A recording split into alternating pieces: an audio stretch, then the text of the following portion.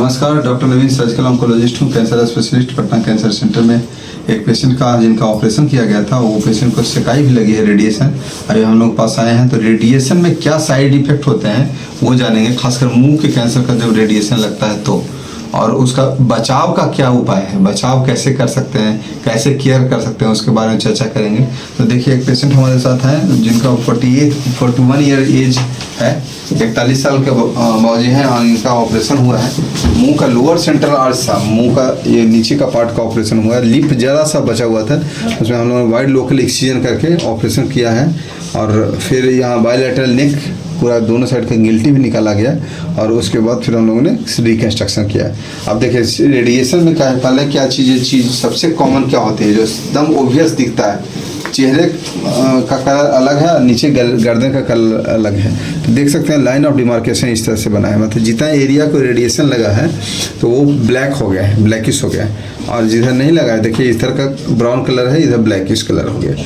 तो colour differentiation होता है, कलर जो है चेंज हो जाते हैं, हाइपर पिगमेंटेशन हो जाता है। दूसरा, अल्सर बन जाते हैं। देखिए, बहुत ज़्यादा होने के बाद ये अल्सर घाव जैसा बन गया, अभी तो हील कर गया, ये घाव जैसा होता है, नए मतलब पुरानी चमड़ी निकल जाते हैं, पूरा जला जला जैसा लगता है। देखिए, इधर भी दिख रहा होगा इस तरह का, है ना, अल्सरेशन हो जाता है। इसके बाद क्या होता है, मुंह के अंदर छाले दिख रहे होंगे, देखिए जीभ पर कितना बड़ा छाला है, अर्थस अल्सर जिसको बोलते हैं। किसी मरीज को ड्राई माउथ होता है, किसी मरीज को बहुत ज़्यादा सलाइवा निकलता है, मतलब लार बहुत गिरता है ना।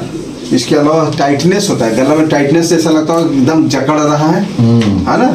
ये देख रहे हैं टाइटनेस, ये हार्डनेस लगे फाइब्रोसिस जैसा हो रहा है, अभी नहीं बाद में पता चलेगा। इसके लिए जो चीज़ें हैं इसका हम लोग उपचार भी बताएंगे। इसके अलावा थूक घोटने में परेशानी होती है, थूक घोटते हैं उसमें जो है डिफ़िकल्टी होगी।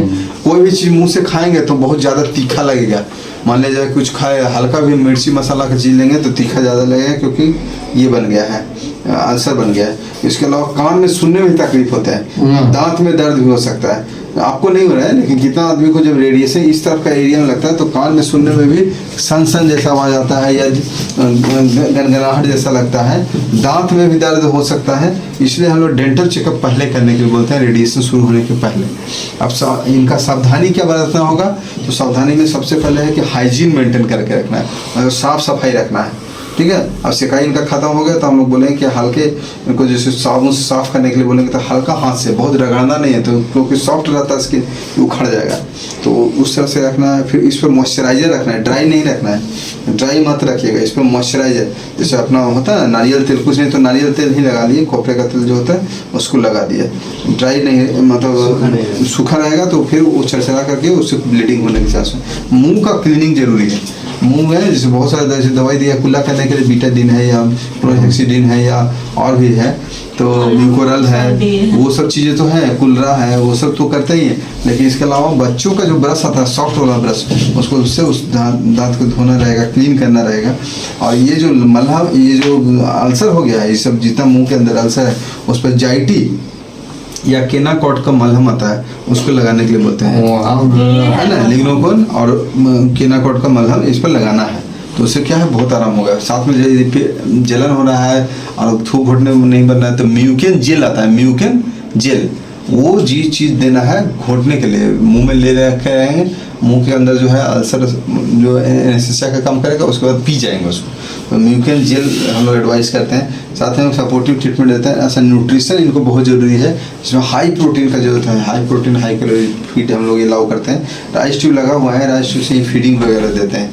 राइस ट्यूब लगा दें क्योंकि मुंह से ये एडुकेट ले नहीं पाएंगे, मुंह से जलन होगा, मुंह से तकलीफ होता है घोटने का तो नहीं ले पाए, तो इससे राइस ट्यूब फीडिंग लगा हुआ, इसी से हम लोग देते रहेंगे। इतना चीज़ें करनी है। साथ में यदि फीवर आता है या और कोई तकलीफ होता है तो उसके हिसाब से हम लोग ट्रीटमेंट देंगे। तो ये सब सहकारी में ध्यान रखना है, क्योंकि पेशेंट को यदि ये चीज़ को रखते हैं ध्यान, तो आगे जो कॉम्प्लिकेशंस हैं या हीलिंग का पावर वो बहुत फास्ट रिकवरी होती है और कॉम्प्लिकेशन होने के चांस बहुत कम होते हैं। तो आप देख सकते हैं पेशेंट अभी पहले से हम लोग का ऑपरेशन के बाद कितना अच्छा रिकवरी हुआ, फेस का कंस्ट्रक्शन भी ठीक रहा है, फेशियल सिमेट्री आप देख सकते हैं बहुत बढ़िया है। साथ में जो स्कार मार्क है वो भी अच्छा है, वुंड हील अच्छा हुआ है, कोई सर्जिकल साइट इन्फेक्शन नहीं था।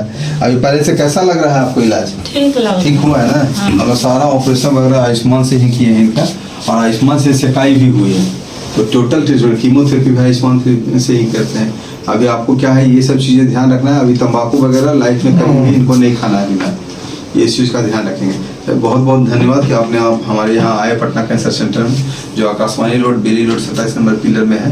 यहाँ पर आयुष्मान भारत से कीमोथेरेपी या टारगेटेड थेरेपी, इम्यूनोथेरेपी और साथ में बेहतरीन ऑपरेशन की व्यवस्था है। हम लोग का पूरा टीम है, जो स्टाफ लोग हैं, सब लोग ड्यूटी डॉक्टर हैं, सब लोग अपना देखभाल करते हैं पेशेंट को। तो बहुत बहुत धन्यवाद, आप आए, इलाज करवाएं।